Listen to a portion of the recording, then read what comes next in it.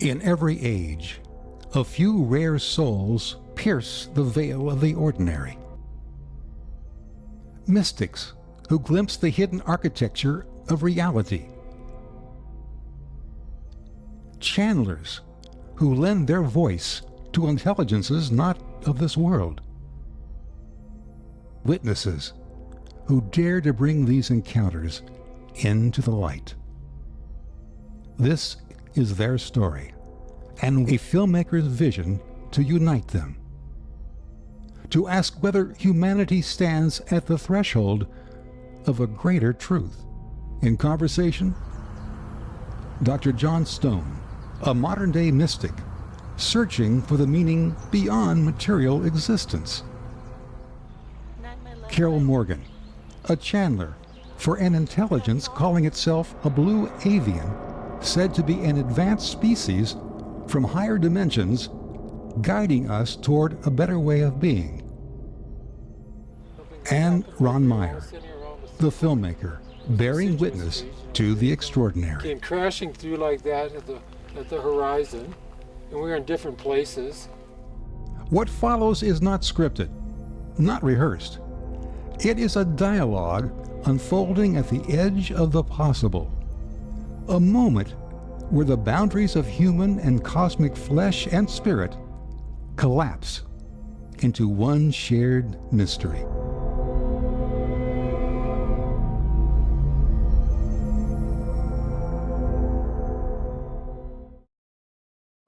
I'm rolling. Okay. A few years ago, a film crew from Center Communications, owned by Ron Meyer, filmed Carol Morgan as she entered into dialogue with Ellen McGargle. From that beginning, this unfolding journey has carried forward to this conversation you are about to witness. When we were in Arkansas, when Zia turned to me and said, "There's something big going to happen with somebody, with a partner of yours, somebody who you're going to partner with and do something really important." And I kind of think that might be John, because shortly after that, we got on the track of doing the near-death experience stuff, and he's had mystical experiences. And I know it wasn't Alan, not that Alan and I are doing things together, but he seemed to be talking about somebody else that would come into the existence, and we do some important work. And certainly what we've done since then is really important. So if you guys just want to engage, I don't know, I haven't done this before.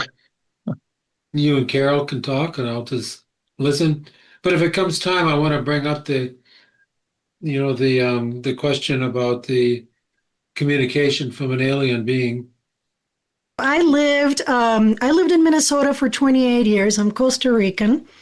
I went to Minnesota for college, ended up getting married and getting a good job there and staying. But for 22 of those 28 years, we lived in Denmark Township, which was just across the river from Prescott, Wisconsin. So my kiddos went to school when they were little in Wisconsin, and yes, and actually that's where they are right now. They're in Lake Nebagamon, northern Wisconsin. Okay, very good. Yes. So I will tell you a little bit about me, and then we can go into what you've experienced and what may have brought us together today. So I grew up in Costa Rica, in very conservative Catholic Costa Rica, very nice environment. I had a very nice life growing up, but there was always something in me that said, I want to get out. I need more. And I've always been fascinated by the American culture and the language. I wanted to learn to speak English well. So to make a long story short, I ended up in the US. But the very interesting thing is that I recreated here what I was living there. I wanted to live something new here. And if you don't change your mind, you're going to continue creating with that mind. And that's what I created. Not that it was bad, but I came to the US to make a lot of money. unapologetically so, and I did well in my career. And in my 30s, I realized that I had accomplished everything that I had set forth to accomplish, and I was miserable. So that's what precipitated my spiritual awakening, if you will, was finding myself in my 30s in miserable. I had trouble in my marriage. I hated my job. I was busy with two little ones. It was like my life imploded, really. And when this was happening is when A Course in Miracles came to my life. And I don't know if you're familiar with that text. So the Course came to my life, and it tends to find you when you're ready for it. And I was basically on the floor on my knees, wondering what I had done wrong and wondering if there was a different way to do things. And that's when it came to my life. What this did is it precipitated the meeting of a channeler. I didn't know what channeling was until 2016. I had no idea. I was living under a rock, like many Catholics do. And I met this lady that channels Jesus. Her name is Tina Louise Spalding. My husband had found her, and he had binged on her material. And the day that I met her in person, I knew that I was going to be working with her or for her or something. This was at the end of 2017, and so is the case. I have been managing Tina's business. I was in corporate for almost 30 years. I started managing her business as a channeler. Her business has exploded. And in doing that work with her, my channel opened up. So in 2018, in September, I was in Taiwan with her. She was leading a meditation, and I truly had no intention of pursuing anything like this. I just kept admiring that she was so brave to put herself out there. When you open yourself that way, you are, well, open and very often a target for criticism, judgment, and so on. So I admired her, but I had never pursued anything like that other than my own understanding and my own development. And what happened was that in Taiwan, I was in the middle of a meditation and I had an out-of-body experience, and I had never had one, and I didn't know what they were. So I found myself in the Swiss Alps. I had never been there. Now I have. And now there's another layer to the story because I had an NDE there last year. But I recognized that I was in the Swiss Alps, and all of a sudden the meditation, which was guided, was leading us to a being. So I approached the being, and as I approached it, I realized that it wasn't human. I never saw the being. It was perception. It was just knowing. It was so large. The energy was so large. The love was unconditional to the extent that you've never felt in humanity, or I had never felt. So I recognized it as something not human. So I approached the being, and we were to ask for a message. And the message that being gave me was, you're on your way to changing the world.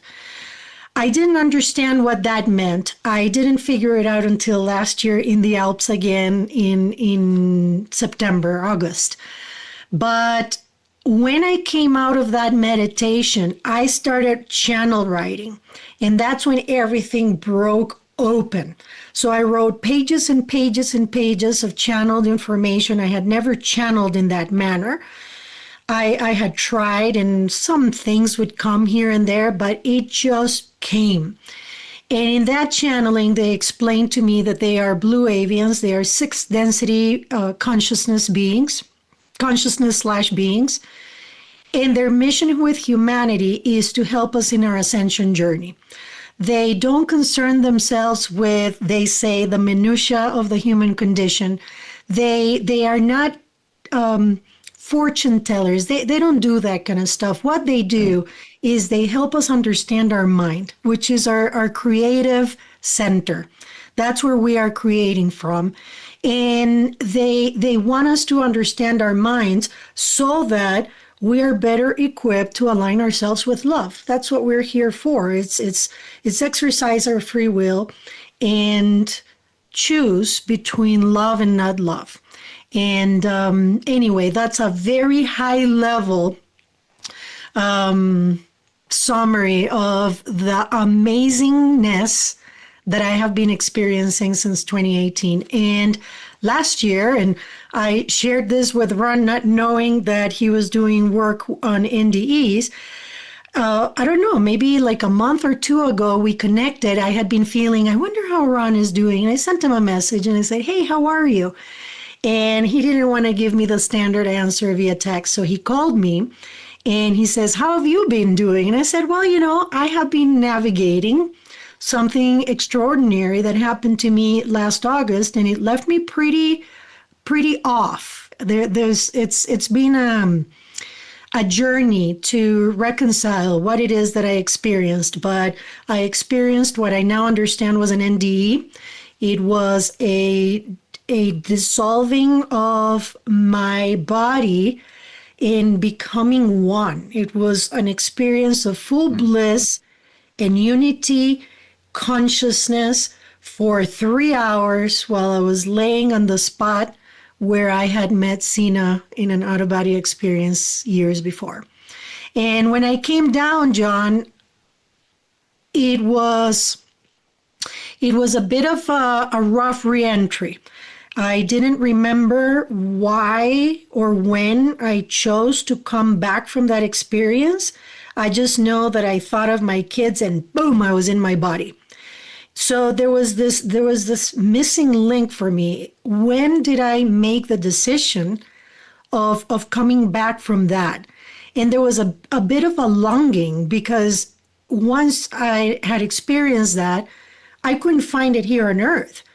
And it was unsettling, because I come home and I feel alien, pun intended, in my own house with my own family.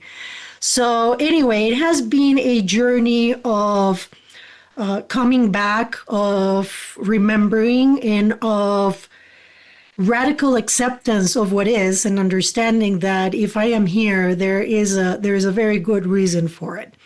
So I feel much better. I have received more information about it, still blowing my mind. I always say you can't make this stuff up.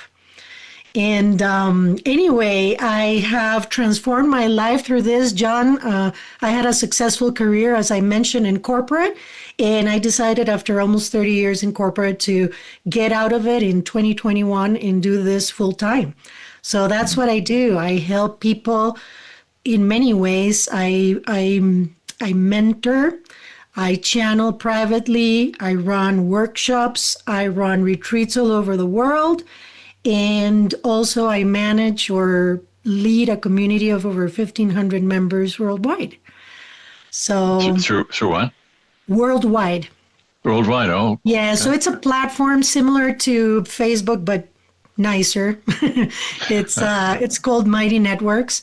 And yes, I have a community of over 1,500 members. I'm the one that leads it. I do events there. I interview people. I actually had Ron and Alan there several years ago. How do you feel? Good. So he got it off his finger. I'm excited what we got too. I mean, man, more than I expected. So that's it. And part of what I understand now, John, is that something that I started with Zena, which is called Breaking Free, it's a movement, they call it, is part of why I am here. Part of why I decided to return is to help humans free their mind. That's basically it. So that's the work that I am focusing on. So that's me in a nutshell. Well, things have gone a little bit differently for me in that 30 years ago. I'll just talk about the awakening part of my life. I got a PhD. I was in academia for a while, and then that didn't work out. So I went into computers. I didn't like that much. I taught martial arts. That ultimately ended up not being fulfilling either. But in the pursuit of the martial arts, I met a guy named Peter Ralston who had some amazing abilities, and he mentioned that his abilities came from doing these retreats called enlightenment intensives. So I thought, well, I'd always been kind of interested in Zen, but I never really wanted to devote 30 years of my life that intensively. I wasn't drawn that way, and yet there was always this something. Something was missing. At any rate, I decided to do the retreat. Peter said that the kinds of enlightenments you had on them were the same as the Zen people. And I thought, well, that would be cool. But I was interested in that, but I was also interested in the abilities that Peter was talking about. So there was kind of a mixture of motivation. But the question was, who am I? And I had an experience on the third day. It was a 4-day retreat. It was just a little being. Suddenly I knew it was me, but I couldn't. It was just this very minuscule being that was not of this world, or not of it would. I don't know what it was, but I knew it was like. So all I could say is, I am this. I could sense it. And then my question was changed to, what am I? So okay, so I'm this. What's that?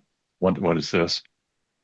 And I worked on that intensively for 4 days. And enlightenment intensive it's a partner practice. One person says, tell me who you are. The other person says, contemplates a question and then communicates whatever comes up. And the person who's given the question just listens without any judgment, ideally. No smirking, no reactions like this. Smiling's okay, but the energy can be explosive. People can be crying and screaming, or it can be really silent. And this was going on from 6 a.m. to 11 p.m. for 4 days. On the final day, I broke through, and I didn't know what it was, but I knew I'd become conscious of something new. And then I had an explosion of energy. I could just describe it. It just exploded. And I started sobbing and shaking with the beauty of what I was aware of and am aware of. Though I couldn't say, I knew it was me, but it was much more than me. It was like, there's no way to describe it. And it still it can't be described. It is indescribable, literally, because it is beyond all limits. But it was as if I was reunited with someone I'd lost and didn't know I'd lost. It was the kind of feeling, someone very dear to me, like my father. It wasn't my father, but it was me. And yet it was deeply familiar, and yet I don't remember ever having that awareness before. So it was odd, deeply familiar and completely new and unknown. And when I started looking around, I could see it was also what everything else is. Mm. Everything is that indescribable whatever. So it deeply confused me. The next day, I was going to the retreat with a boxing camp with Peter, and I'd lost all desire to do martial arts. Why would I want to do this? Why would I want to hit somebody? I was deeply confused because I was no longer directly conscious of it, but I couldn't deny it, and yet it was as if it disappeared. My awareness disappeared. So I spent years trying to deepen the understanding. I went to more retreats, and I kept alternating between these awarenesses, which were very brief or sometimes last days or weeks, and then ordinary consciousness where none of that seemed to be present, and I couldn't. So what's real? And it's taken a lot of. I went a little nuts there, and for a while I was very unstable emotionally. The way I say it is, one day I was walking through God. Everything was God. At work, my computers were God. And then the next day I was deeply depressed. So what's going on? And that's when I found out that part of what had happened is when I had a Kundalini awakening. I didn't know what that was. I thought it was, just New Age bullshit. That was my thought. What is this? I found out it was a real thing, and it's still, that energy is still present in my body. I've just gotten used to it. And over time, the distance between the two worlds, what I thought of as the divine and the human, gradually diminished until they're right on top of each other. Also, my sense of self has diminished. I'm still here. Particularly after one experience I had where I disappeared completely. The sense of self was completely gone. There was no one. And that's still true. There's still, there's no definition to me. I have no identity really. Ultimately, there is no identifiable self here. Though I do have a sense of self as well. They're both present. That experience you had of being out of your body for 3 days, that reminded me of something that happened to me that didn't last as long. 3 hours. 3 hours. Did I say 3 days? 3 hours. Yeah. With me, it lasted about 10 minutes. But it sounds very similar. I was at the end of a retreat, and we did, probably not a good idea for us to do this. We did some Kundalini yoga on the final day of the retreat at 6 a.m. So we're, breathing in our chakras up the body. My Kundalini is already awake. I didn't really think about it, but then after doing all these exercises, in particular the breath work, breathing into the chakras up and gradually increasing the intensity, he had us lie down. And when I lay down, I opened up into the beauty. So I think, and it's hard to say how this worked out, but I was breathing the world in. I was breathing the cosmos. I was in the middle of the cosmos, but I was also breathing it in. And with each breath, as I breathed it in, I came into existence. Like my being came into existence. But it was all of creation also. And then when I breathed out, I ceased to exist. But creation, it was not like creation came into being, but it was as if I was breathing in and out all of everything with every breath. And as I say, I came into being and then I ceased being, and yet what I was breathing in and out never changed. Even though there was constant change, and that was happening with every breath. And I was just lost in the beauty of it.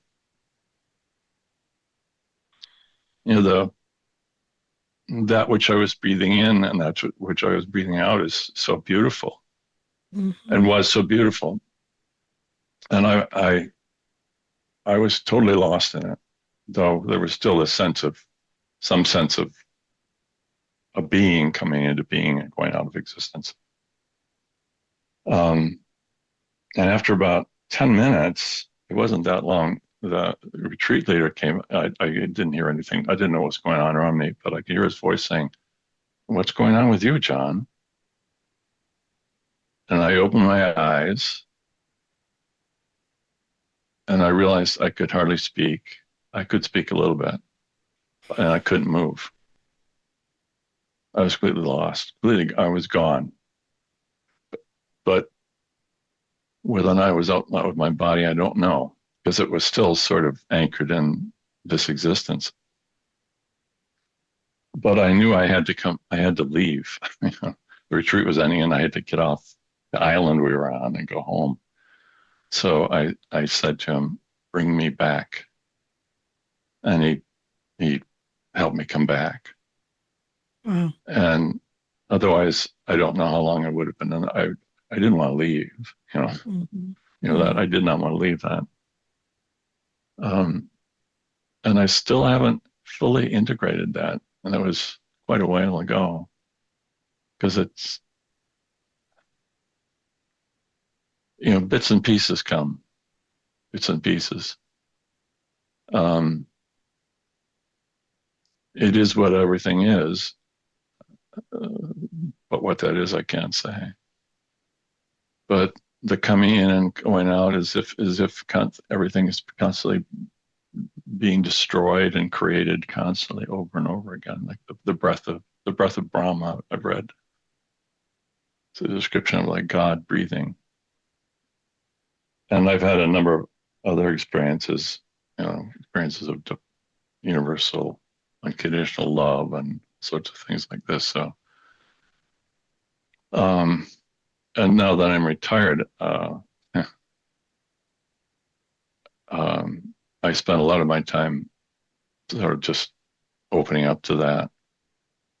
I also have chronic fatigue, chronic COVID fatigue. So I have all these physical challenges at the same time. I'm at peace, it's very interesting. So, and then a while ago, Ron started interacting with aliens and all the other stuff he was doing, and so he pulled me into that, and I did interact with one other channeler and Michael, channel being Michael, in another context. But I was intrigued when Ron said, I forgot what he said, or maybe he sent me a note, said that Athena wants to talk to you. That was the message I got. But I don't know if that's true. That was, as I understand it, Ron, that was Ron's understanding of what you had said, that somehow he thought I was involved in that communication you had with him. I have a question. Yes. I've been teaching people the practice of letting go Yes. so they can see more clearly, experience more clearly the truth. Do you agree with that process? Yes, dear love, it is important for beings to not carry that which no longer serves them. There is a, let us say, muddy windshield in front of those that are carrying the past with them, that are living the present moment and are projecting into a future that doesn't yet exist. In what you are doing, you are bringing them back to the present moment to allow them to let go of that which no longer serves them. That is what you are doing. Okay. So that's what led to this. I don't know if there's any message in there for us or what. One of the things, I've had a different path from you in that I have not become a leader of anything. I haven't found a way to communicate this. I've wanted to communicate it, and I realized that apparently hasn't been my path. Though I write, it's sort of like channeling. I start speaking from that place of where I know. And it's a different voice than the voice I'm using now. Yeah. He had me to talk to, but that was about it. Yeah. So, Yeah. and I was thinking I would write something, but it's hard for me to write with the condition I'm in. So I've come to the terms of, I'm at peace with not being able to communicate it in words. But maybe there's something else meant to happen. I don't know. Well, it's interesting because there are so many things that I recognize in what you are saying. Yes, I'm doing this now I wouldn't want it any other way. But the interesting thing is that since August of last year, it has been different. It has really changed my life in the sense that I've had to really, on my own, figure it out. Because, as you say, there are no words. And I tried explaining it to my husband, and it's so frustrating to not have the words. Words fall so short. When I was coming down from the mountain, he called me as soon as I was in cell range. I got that phone call, and I told him I just had the most amazing, life altering, mystical experience of my life. And I had a ton of weird stuff happen. So this was at the top of the chart. And I'm saying this to him. And he said, "Oh, that's cool." And then he went on to rip on my son that doesn't know how to drive. I'm like, he's 15, he's learning. It's like, what? I'm like, it was so surreal. So I have. I know what you're talking about. I've had similar. I've had this, and then immediately the topic has changed. Yes, yes. And then we moved on to something. And then when I was home and I was having trouble relating to the world in general, and I brought it up to him again, I realized that I could not explain the magnitude of the experience, and I realized that I was not going to reach him, even if I tried. So I have set that topic aside with him, and I've continued with my life, trying to reconcile the best I can whatever I experienced and whatever I am doing here. But yes, I am coming to that place of peace with it where you find yourself.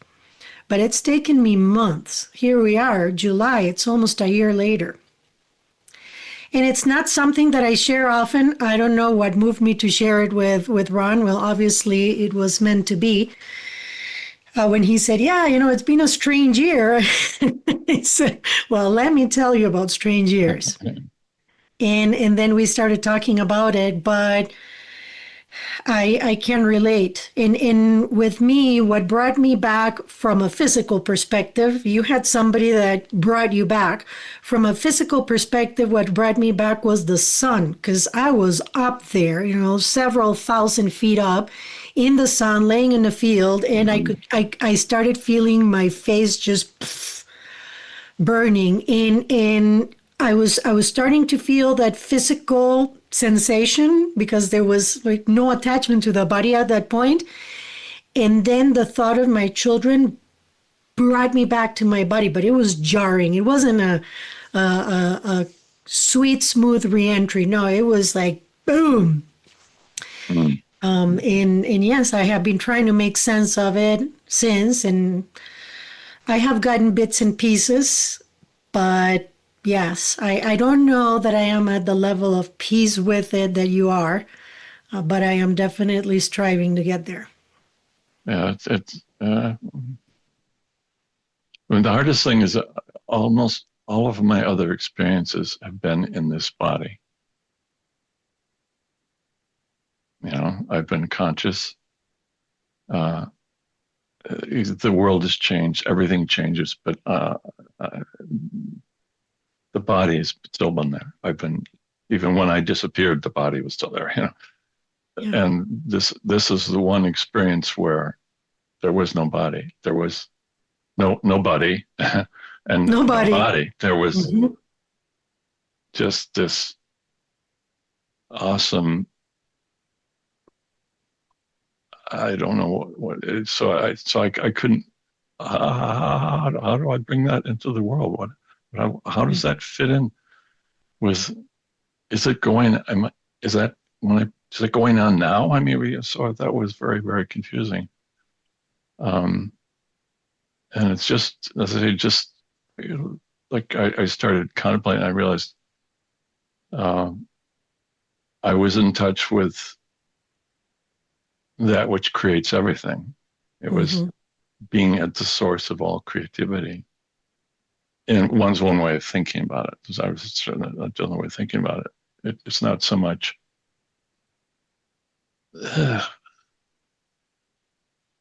everything comes from that place. I don't know how to say it, but I wrote one way that I find of expressing this for myself is I wrote a very short poem about it. I just want to see if this resonates with you. While he's looking, I also had that experience of the void and the infinite potential. Yeah. No definition, yet it's everything and nothing at the same time. And I wasn't there, and Ron wasn't there, but that was so powerful and clear that that was Mhm. the case. Here's the poem. It's very short.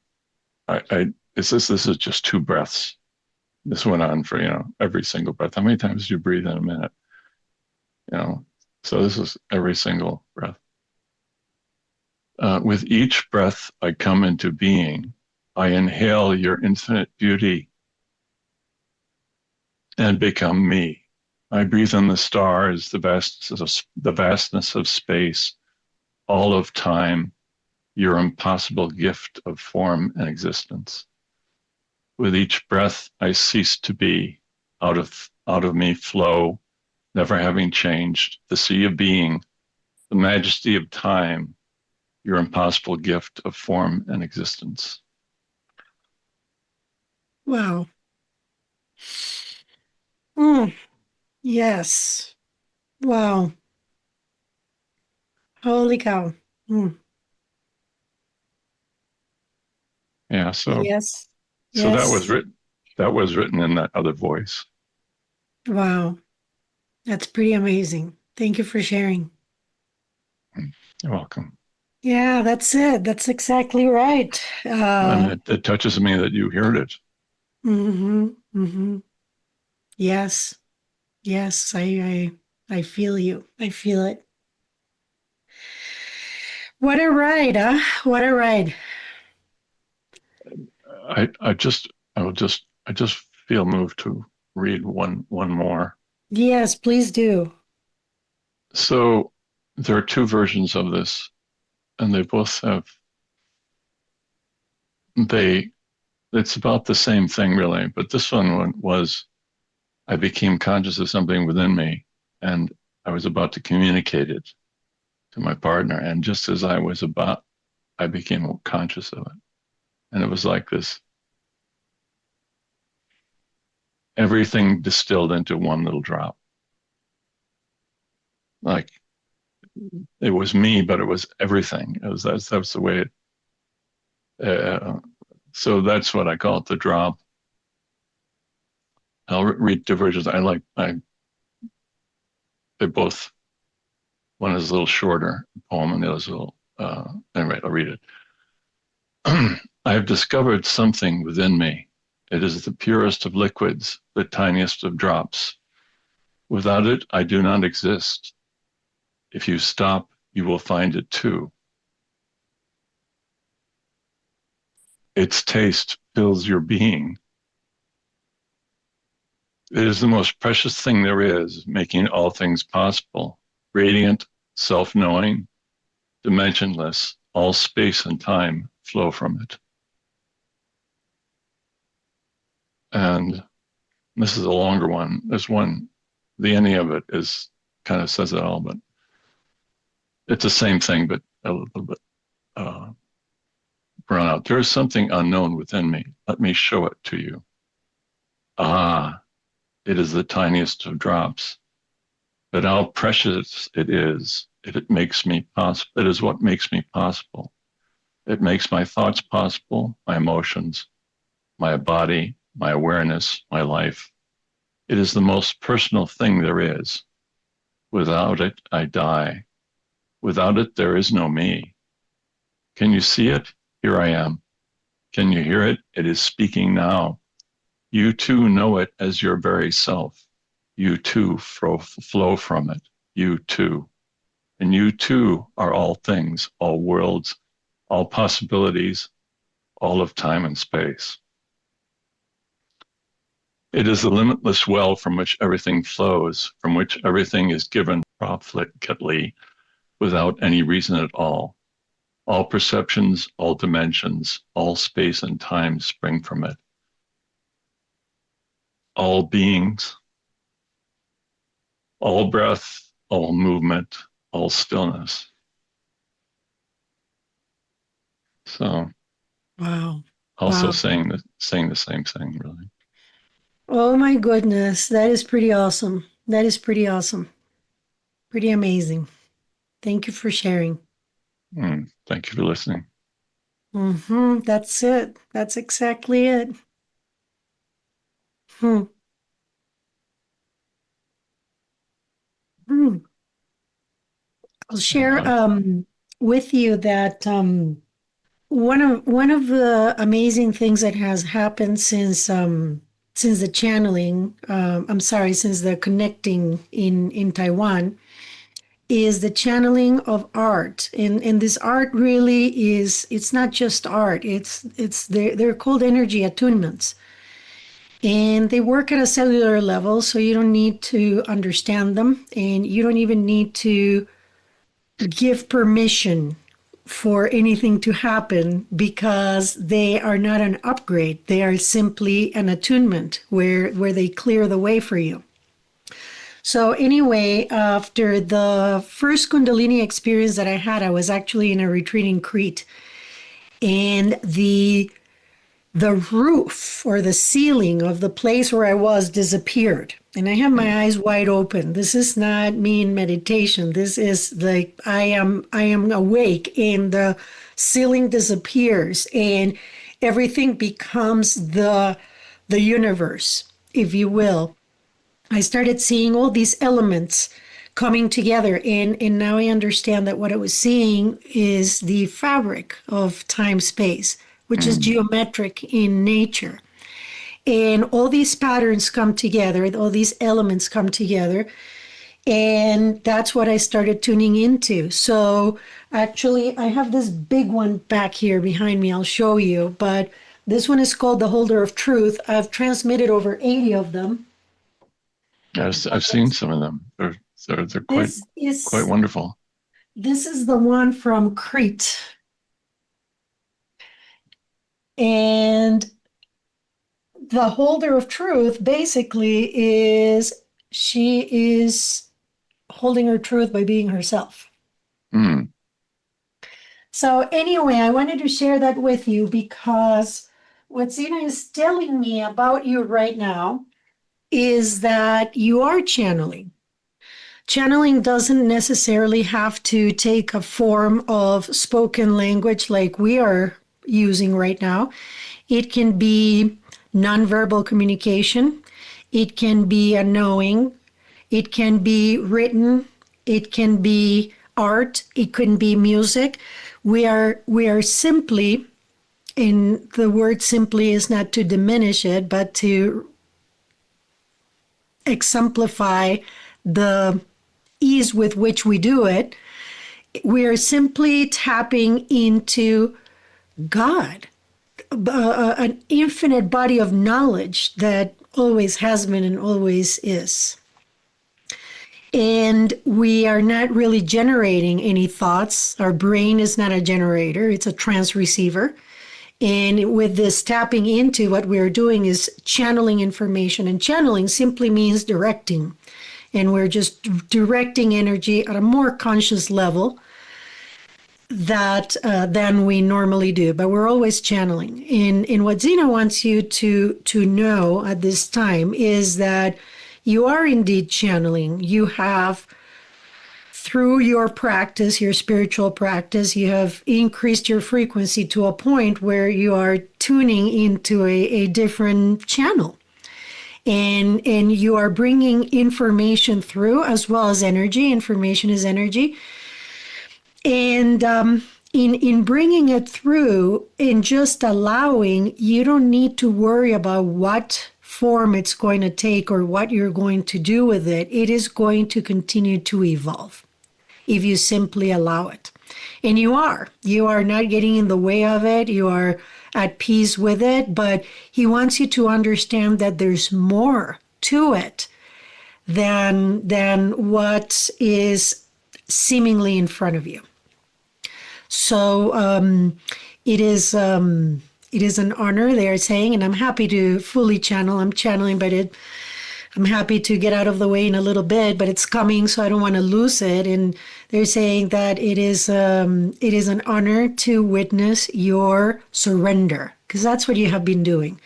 It's surrendering in understanding that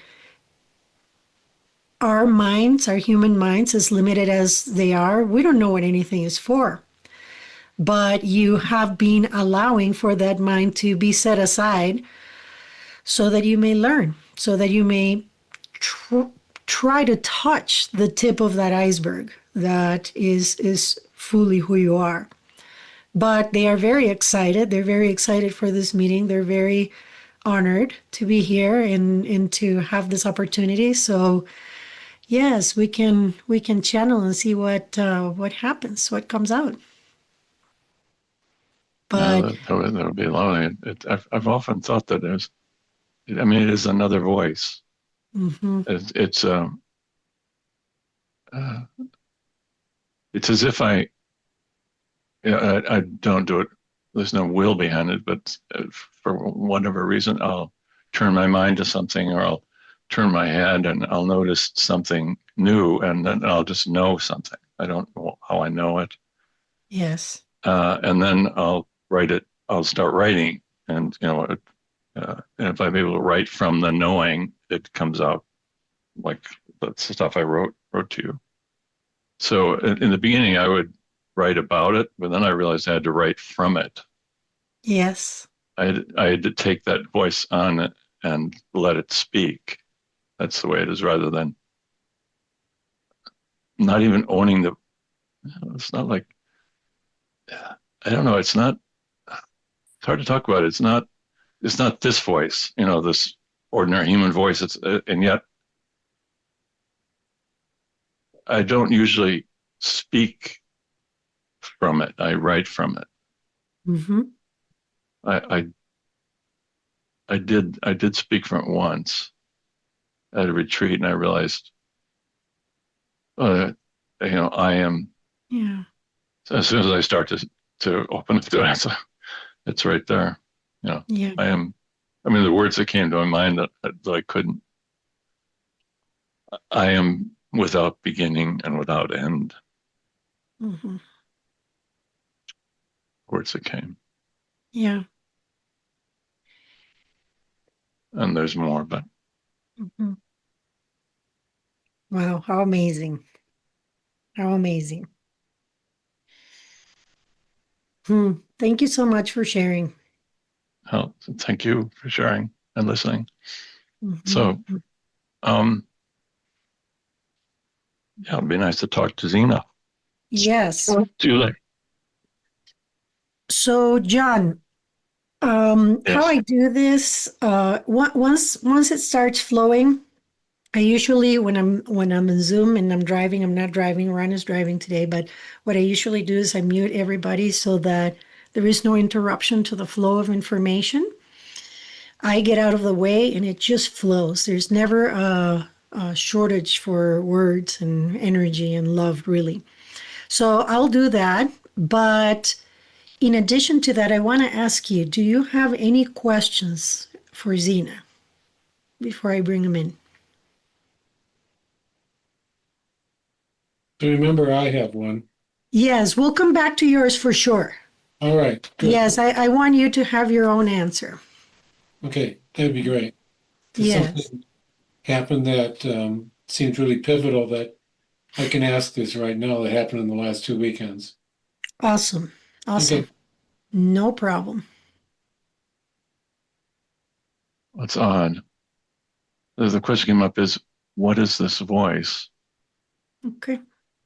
But as I said, it's weird. It's not, in a way, I'm comfortable with not knowing, but I know that. I feel it. And yet I thought, well, maybe I could ask that question. That might be, but it's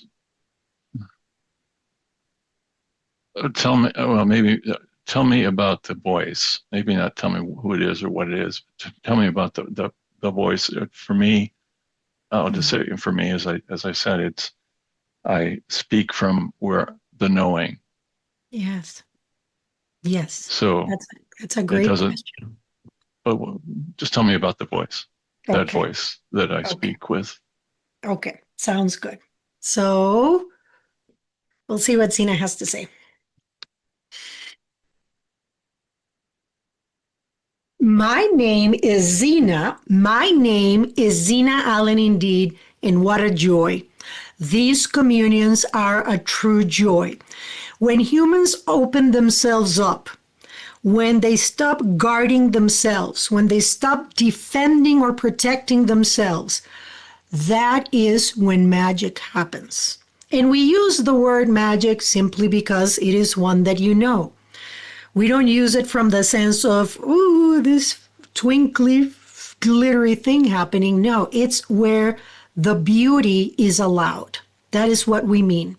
And it is beautiful to see when humans open themselves up, lower their guard, and they just communicate from the heart. Because the heart is where the true you lies. This communion is perfect indeed, and it is happening exactly as it needed to happen, in exactly the perfect order. We rejoice when humans listen, when they listen to their inner guidance, and when it seems as if things fall into place. Nothing really falls into place. You are always, always creating with your every thought, with intent. You may not be conscious or aware of it, but you are creating.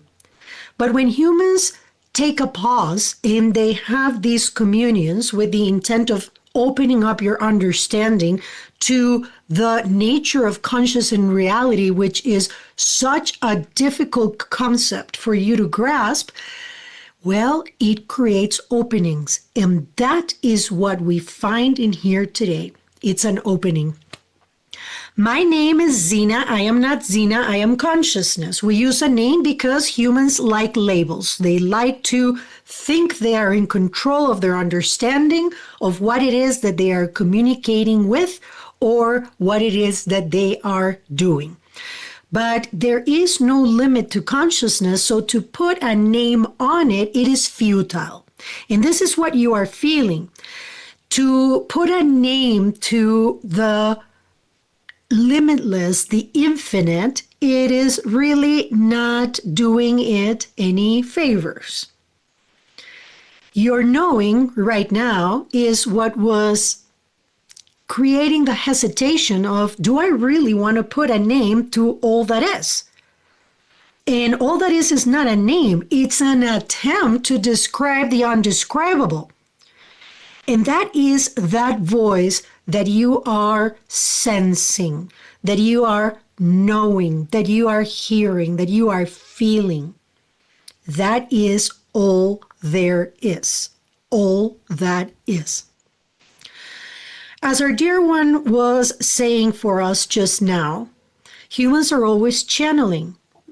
Channeling is simply a word that describes the direction of energy in a particular form. And the form matters not. It happens to be that when you channel right, there is a lesser degree of surrender of the ego that is needed. So it tends to flow more easily than when humans verbally channel, as you are seeing it at this time. What is happening with you and for you, dear John, comes from you. You have gifted yourself the opportunity to become a conduit for that energy of unconditional love and for information to flow through. As a conduit, as a vessel, every cell of your body understands the importance of getting out of the way, of not getting hung up in the idea that you are a body, but then at the same time understanding that the body is a vehicle that is allowing for this experience. So at a certain level, you have created physical challenges not to stop you, but actually to help you strive as a catalyst, to help you in striving.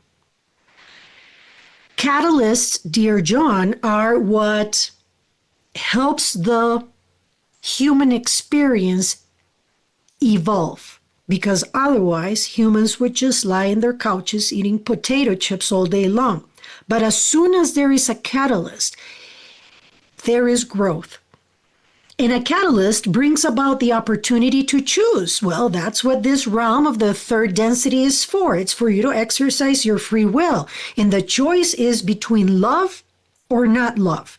And it so happens to be that you are polarized towards love, towards service to others. Now, the form, we go back to our transmission, matters not. How you decide to go about sharing or not sharing what you are receiving is entirely up to you. That is part of your free will. What is important here is that you have decided to pay attention to that opportunity to become a clear vessel. And you gave yourself these, let us call them physical challenges, so that you would decide, are you going to level up or are you going to give up? Are you going to find an ingenious way to write? Because we say here, the reason why we're having this communication today, or one of the reasons, is because you needed to hear with words seemingly outside of you that really are coming from you, that your writings are going to change lives. So, what are you going to do with this information now? Know that those writings are charged with energy, and you don't even need to worry about the words. You don't really need to worry about how you're going to do this. You continue to surrender, you continue to trust, and you continue to follow your inner guidance. That voice, that guidance that you are knowing is your, let us say, North Star. And it gives you, dear love, the opportunity to, let us say, experience or decode energy your way. There are clairaudience ways of decoding energy where you hear it. There are clairvoyant ways where you see the information. There are clairsentient ways of experiencing energy, which is you feel it. And there's claircognizance. And what is happening here for you, dear John, is that your claircognizance is blooming. So if this information resonates with you, if it touches your heart at any level, we invite you to do something with it, to allow, to know, to not doubt that voice, as you call it, that guidance, that North Star is coming through you for humanity. We don't say this to put pressure on you. Your governments do that. We are joking, yes. Don't take this so seriously. This illusion is not to be taken so seriously. But we say to you, this is not to pressure you. This is actually to open a door in front of you and watch you decide if it resonates or not, and decide if you're going to cross that door or not. The beauty of this realm is that the decision is yours. But if this resonates with you at any level, we invite you, dear love, to contemplate and entertain the possibility that what you have is bigger than you, and that the way you protect it is by sharing it. If this resonates with you, allow and get curious. Curiosity is at the center of creativity, yes? So get curious and say, wow, okay, well, how could I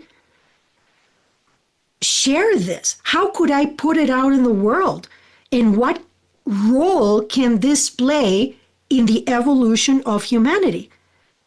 If you get out of your way, because the ego is the one that keeps humans small, saying, who do you think you are? Nobody's going to pay attention to you. You have physical ailments. You're not going to be able to write.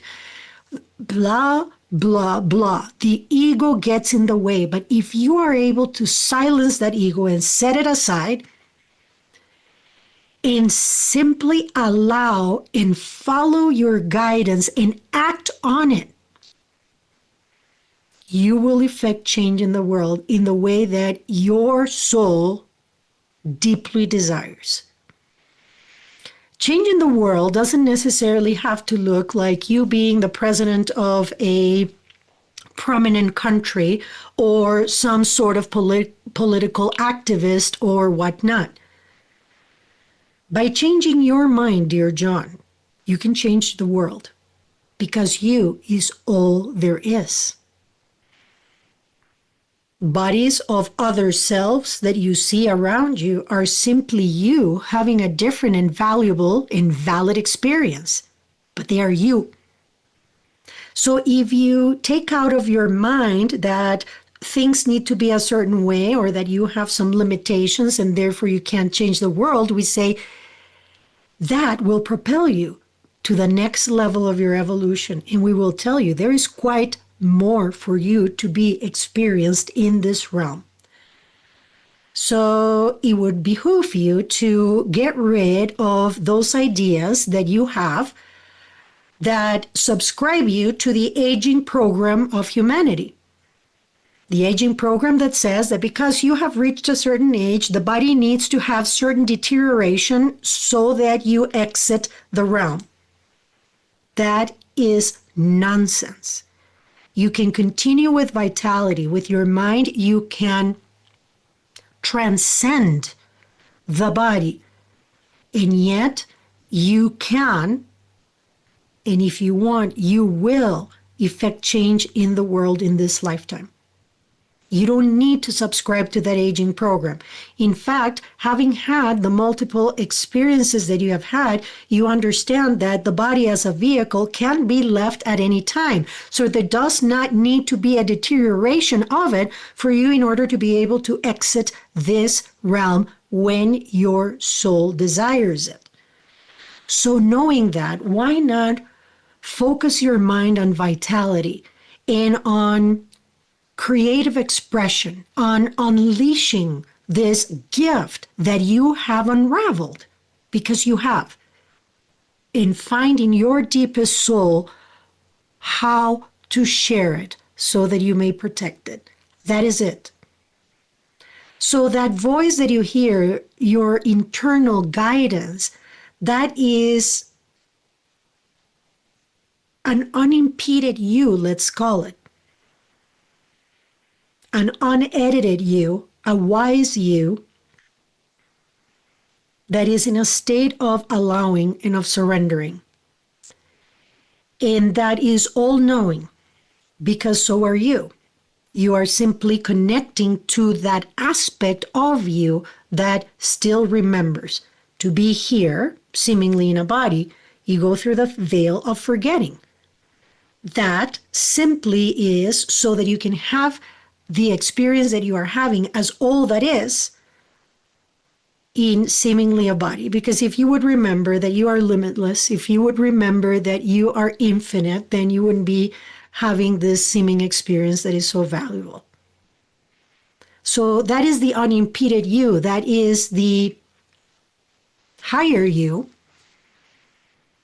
that is truly trying to call you to let go of the seeming limitations, to not subscribe to the aging program, to not let you wither away. Why would you wither away? There is so much to you.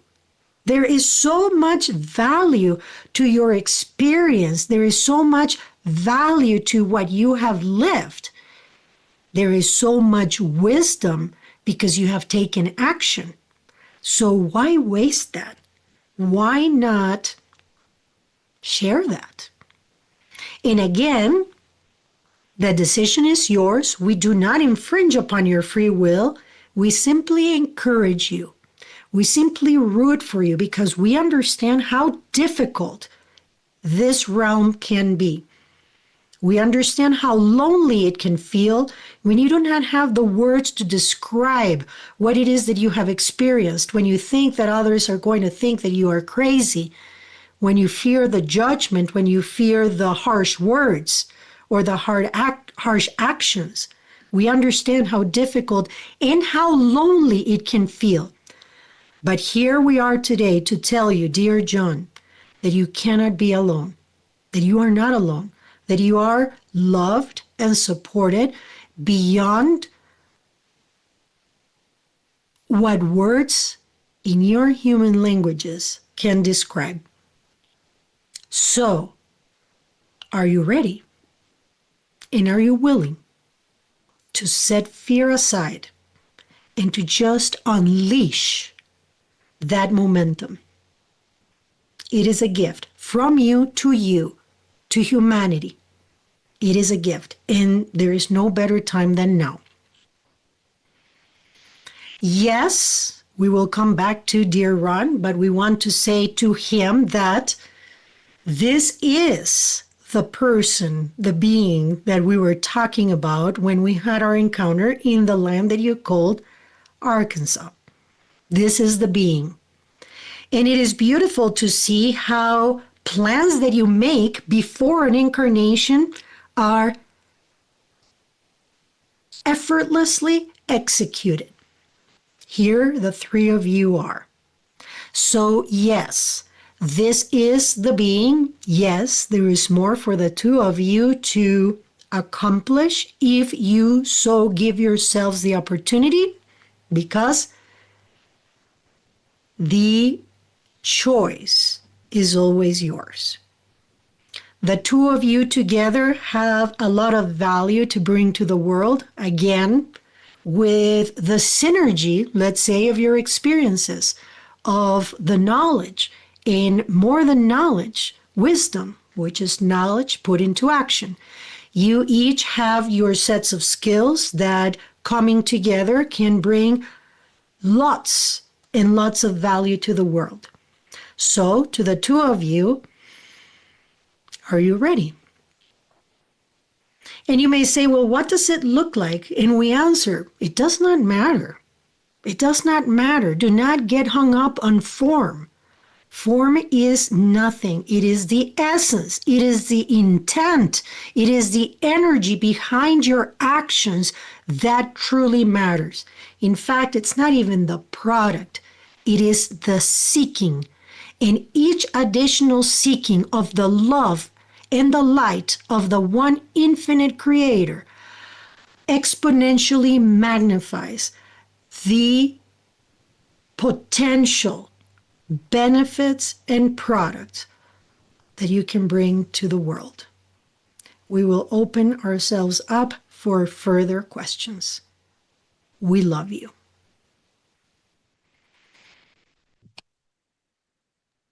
Thank you. You're welcome. Yes, thank you. You're very welcome. What comes up? Well, I think I got the message to let that voice speak through me, as me, and to see where it goes. I don't.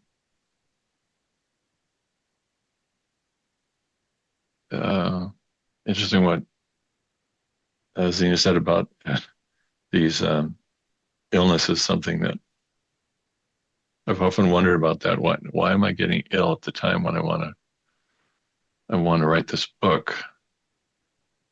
And it seemed the implication seemed to be that was to help me decide. I'm not sure exactly what. Yeah, to help you rise to the occasion. Help me rise to the occasion. If without a challenge, I'll just sort of put it off, maybe, that kind of thing. Mhm. Yeah. You know, I'll just have to see. I mean, I mean, as soon as I started opening up to the voice, there it was. When I said, I'm without beginning, without end. And then I don't know. There just comes a knowing then. Mm-hmm, mm-hmm. So I guess I'll just have to surrender to the voice and ask. Maybe I can see what that voice tells me where to go. Yes, What to do next.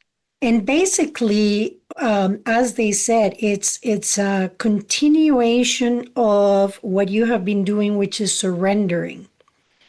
But now with a renewed, let's say, sense of knowing that there is definitely a larger purpose for it that is well, bigger than you. Not that you didn't know that, but it's a confirmation of what you knew, basically. And that they're saying it's going to be very beneficial in your journey, if this so resonates with you, to remember to maintain a detachment from the outcome. That's when we muddy up waters, when we attach to an outcome and it's got to look a certain way or it's got to be this way. Not really, not really. I don't know if you have ever read The Surrender Experiment by Michael Singer. No, I haven't. That's a great little book. It's a very easy read. It's his autobiography, really. And that book very much clarified things for me. He's also the author of The Untethered Soul, and that's another nice book. But The Surrender Experiment is a great way to understand how to get out of your own way. And I won't ruin the book for you, but all he wanted to do was meditate and be in the woods. That's all he wanted to do. That was his preference, but life kept bringing other things to him, and he learned how to surrender to what life was bringing. And I feel that would be very beneficial in your journey, is surrendering. It's just allowing, which you're doing a really good job at, but now understanding that removing the preferences would be even more beneficial, because you have uncovered something here that is magnificent. Yeah, it's interesting. John has always struggled with not realizing that he's as good as he really is for some reason. Mm-hmm. I think that's my personality is smaller than I don't know what to say. That's my personality, to be sort of don't look at me. I just want to be here in the corner by myself, reading my book. That's This kind of is my why personality. this is why I think Michael Singer's book would be great for you. Because all he wanted to do was be in the woods and meditating by himself. So yes, I think that. But he also has the drive to be bigger too. I know that. Something's just not working between those two positions. It's being bigger, but not having it come from my ego. Mm-hmm. Not having it serve some ego purpose, like, oh, now people are paying attention to me, I'm important, and finally I'm somebody. That can't be that. Yeah, no, I understand that. I understand that. But if you let the ego take over, it will keep you small, which doesn't serve anybody. No. We think that the ego is only about getting big. No, the ego wants us small, actually. But it's interesting what you're saying about surrender. One of the things I've been drawn to lately is just going into silence. Mm-hmm. And the wonder of that which exists in the silence. Yeah. But at the same time, how do I bring that wonder into when I'm not silent? That's the trick. Mm-hmm. When I'm, do I have to fall unconscious every time I open my mouth to interact with people, or can that silence still be there consciously? Well, So that's there is a combination of the two. yeah. There's got to be some balance, they're saying, because if you think of the lives of the masters of the Far East, for example, well, there aren't a lot of catalysts there. So yes, that's their journey, but we find catalyst when we are interacting with other versions of us, other beings, right? And we put outside of us what we don't like about us, what is unloving in us, we project it on everybody else so that we can actually see it and do something with it. So if we can find that balance between silence and everything there is in silence and interacting with others, that would bring the ideal product here on earth, because we're here for all of it. We're here for the Mm, mm, so-called good, for the so-called bad, and for the ugly. We're here for all of it. yeah. Mm-hmm. One of the things that just made me realize I realized uh, there's a poem by Kabir which echoed. I didn't realize this, but he says the same thing, that God is present in all joy and all sorrow. Mm-hmm. So that presence is in everything, always. Mm-hmm. Yeah. Yeah. It's presence. It's definitely not causation. It doesn't cause it. It doesn't cause the joy, or it doesn't cause the sorrow. Our perception does. Yeah. Well, I certainly have a lot to digest here. Did you have another question, Ron? Yes, Ron has a question. Ah, This is totally different. okay. So But thank you. You're very welcome, John. that was cool. So over a year ago, there's this chant called AIOU. Have you ever heard of that? There's a what? I'm sorry? That make up all languages, at the base of all languages. I have It's not saying heard. AEIOU. And a teacher we both know said that if you want to experience the loss of ego or the self, say that over and over as fast as you can. At the same time, you're doing something physical. And so I was on my Nordic track going away like this. And I had that experience. Myself disappeared. I watched it just dissolve and go away. Hmm. And it was just the world. And then I sat down, and even more interesting was to watch it come back, Hmm. reshape itself. So that was a long time ago now.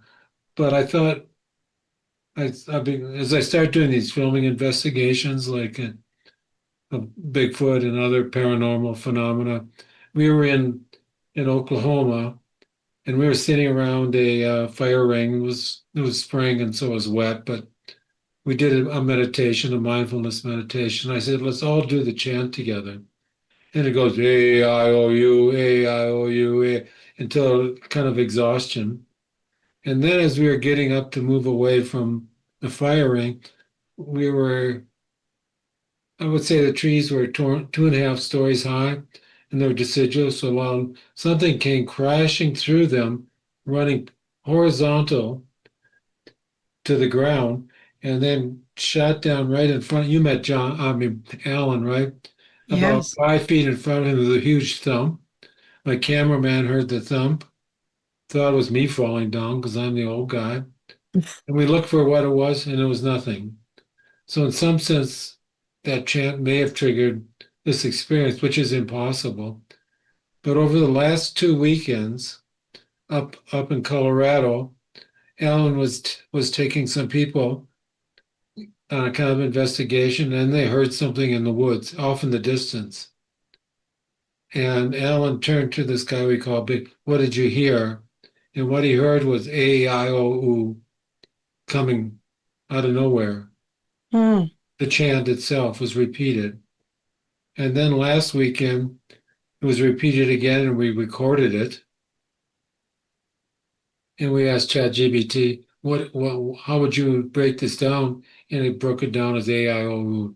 So is it a coincidence this is occurring right now? It could have been so this was almost a year ago, over a year ago, that I was going to talk to you and Zia, or is this an occasion to ask Zia, what is that? Is that trying to tell us something? What's the point of all of a sudden it's inexplicable that should just turn up out of the blue like that, right? For us who've had that earlier experience in Oklahoma. So I don't know if it's appropriate or not, but I thought, Why not? okay. Why not? Let's ask. They're not going to tell you anything that you shouldn't know.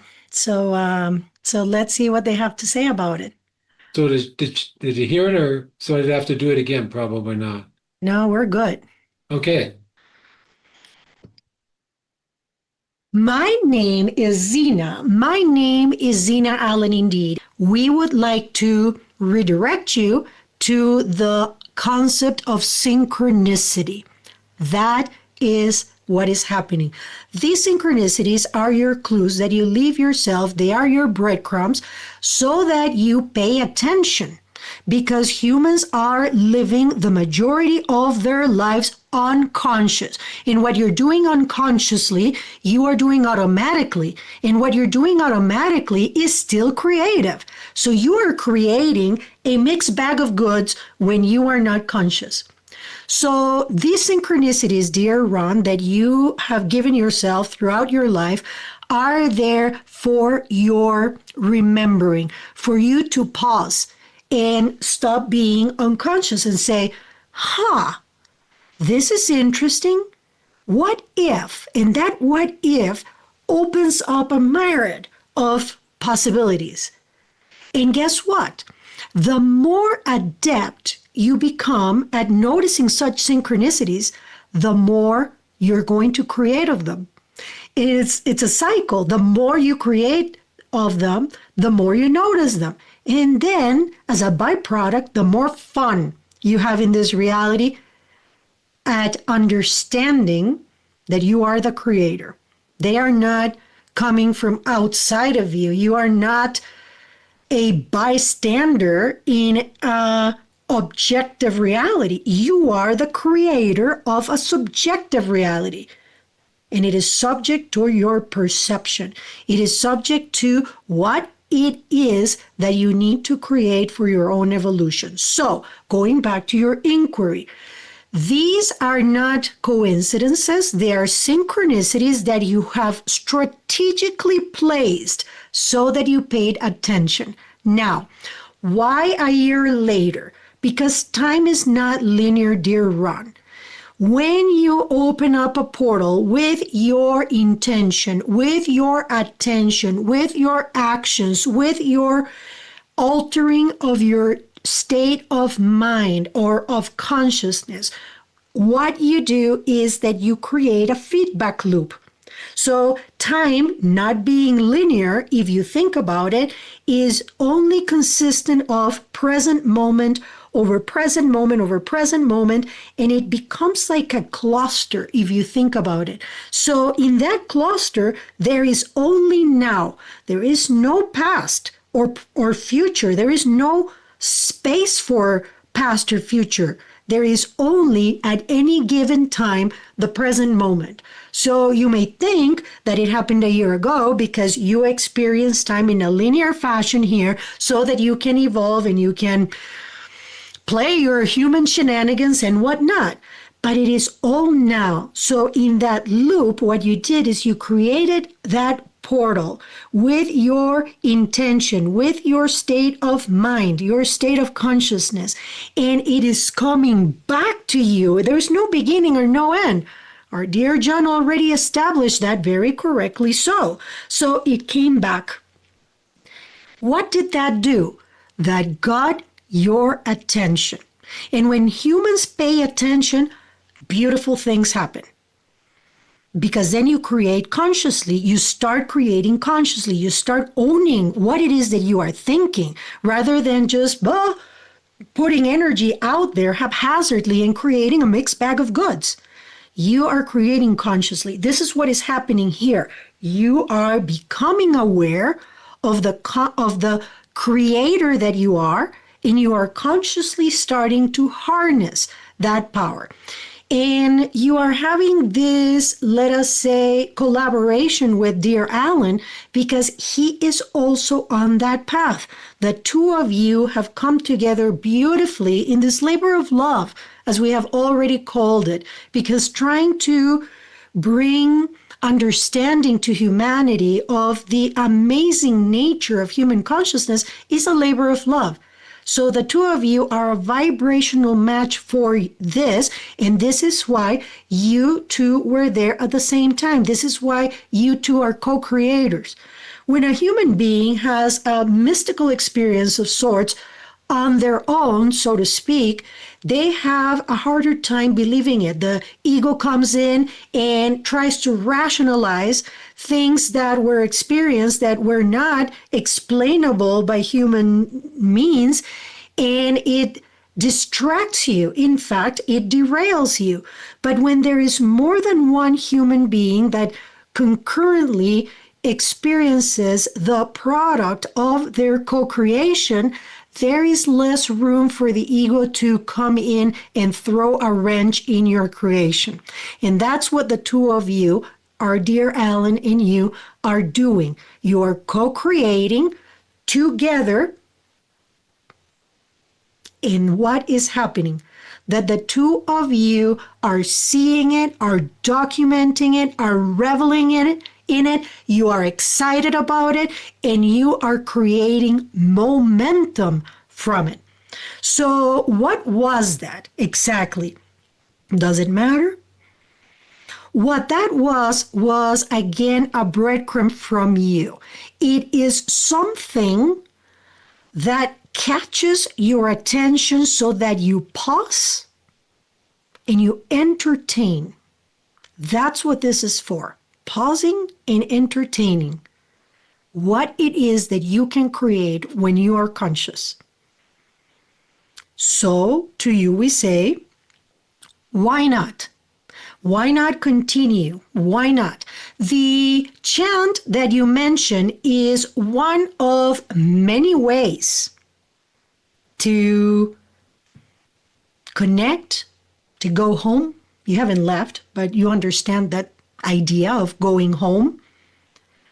There are as many ways home as there are beings on this plane. So when someone tells you that something has to be done in a prescribed way, exactly the way it is prescribed, or else you're not going home, then we say, big old red flag, run. But if whatever is said is left to your own devices and said, try it if you will, and if it resonates with you and you take action, what you are doing is that with that action, you are bringing energy that is in thought form, in potential form, into materialization. And that is what you are experiencing. And guess what?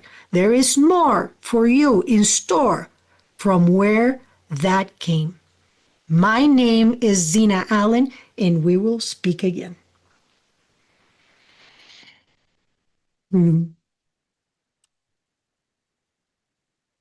Thank you. This has been great. Do you have any questions for us? No, not at this time. Thank you for bringing us together, Ron. I have been understanding more my experience by talking to you and to John when you explained your near-death experiences, Ron. John, I wouldn't have named it a near-death experience, but after talking to several people, I figured out that's what that was, and it has really been helpful to talk about it and to hear of your experiences. So thank you for sharing, and I hope that the channeling is helpful. And hearing that there's a lot of work for the two of you ahead, I wish you really well. And if I can be of service, you know where to find me. And you know where Thank to you very find me. much.